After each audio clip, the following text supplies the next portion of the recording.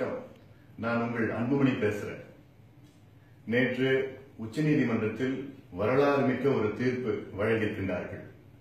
அதாவது இந்தியாவில் உள்ள தேசிய மாநில நெடுஞ்சாலையில் உள்ள மதுக்கடைகளை மூட வேண்டும் என்ற ஒரு தீர்ப்பு.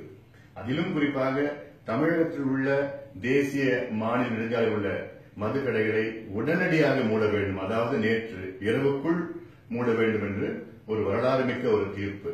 இந்த தீர்ப்புக்கு முழு காரணம் பாட்டாளி மக்கள் கட்சி. உங்களுக்கு எல்லாம் தெரியும், மருத்துவர் ராமதாஸ் ஐயா அவர்களும் பாட்டாளி மக்கள் கட்சியும் தொடர்ந்து 30 ஆண்டு காலமாக மதுவை எதிர்த்து போராடி வருகிறது. உச்சநீதிமன்றத்திலே மேல்முறையீடு செய்தது முதல் மனுதாரர் எங்களுடைய வழக்கறிஞர் பாலு அவர்கள். ஃபர்ஸ்ட் பெட்டிஷனர் என்று சொல்லலாம், பிரைமரி பெட்டிஷனர் என்று சொல்லலாம். அந்த வகையிலே எங்களுக்கெல்லாம் மகிழ்ச்சி. காரணம், இந்தியாவுடைய மது கொள்கையை நிர்ணயித்தது பாட்டாளி மக்கள் கட்சி தான் என்று. இதனால தமிழ்நாட்டில் உள்ள 3321 மதுக்கடைகளை நேற்று தமிழக அரசு மூடியிருக்க வேண்டும்.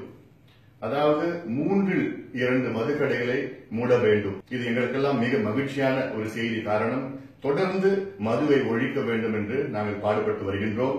எங்களுடைய முழு இலக்கு தமிழ்நாட்டிலே பூரண மதுவிலக்கு கொண்டு வர வேண்டும் என்று நிச்சயமாக நடக்கும். உங்களுடைய ஆதரவால் நடக்கும். இனி செய்ய வேண்டியது என்ன? தமிழக அரசு இந்த அகற்றிய மதுக்கடைகளை ஊருக்குள், அதாவது 500 மீட்டருக்குள், 500 மீட்டருக்கு வெளியிலே அமைக்க வேண்டும் என்று துடித்துக் கொண்டிருக்கிறது.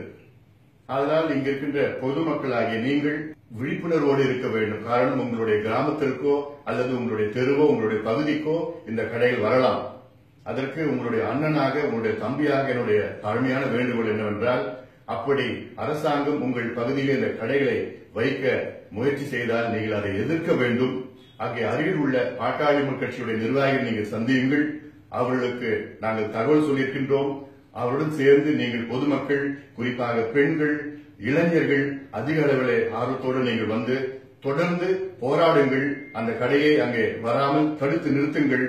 என்ன பிரச்சனை இருந்தாலும் நான் இருக்கின்றேன். உங்கள் மீது என்ன வழக்கு வந்தாலும் அதை நான் பார்த்துக் கொள்கின்றேன். காரணம், இந்த 3321 கடைகள் மீண்டும் அரசாங்கம் அதை தொடங்கக்கூடாது. அது உங்கள் கையில் தான் இருக்கிறது. நீங்கள் விழிப்புணர்வோடு இருக்க வேண்டும்.